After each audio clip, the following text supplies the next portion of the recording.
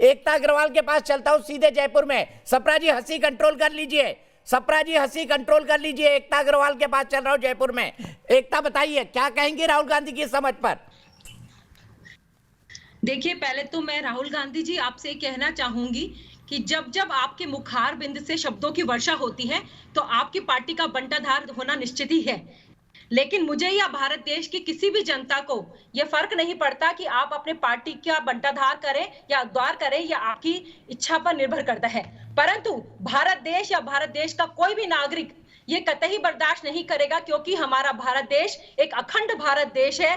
वहां पर उत्तर भारत और दक्षिण भारत को बांटने की और डिवाइड एंड रूल की जो आपकी सोची समझी, जो आपकी साजिश है, या ये मैं ये कहूँ कि ये छोटी सी जो आपकी राजनीतिक सोच है, उसके लिए आपको भारत का कोई भी नागरिक, चाहे वो उत्तर भारत के मेरे भाई हो या दक्षिण भारत के मेरे भाई हो, कतई आपको माफ करने वाले नहीं है। ये पूरा एक भारत देश का अपमान है।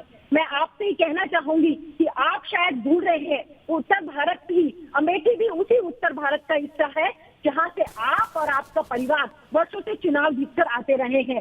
तो मैं आपसे कहना चाहूंगी, जब आपको अब वो समय आ गया है जब आपको अमेठी ने उत्तर भारत में टाटा बाय बाय कर दिया, तो मैं कहना चाहूंगी कि दक्षिण भारत में भी आपको वायनाड में ये सब बातें याद आ रही है। तो आप देख लीजिएगा, जिस प्रकार की बातें आप कर रहे हैं, समय आएगा कि दक्षिण भारत भी आपको टाटा बाय बाय कर देगा।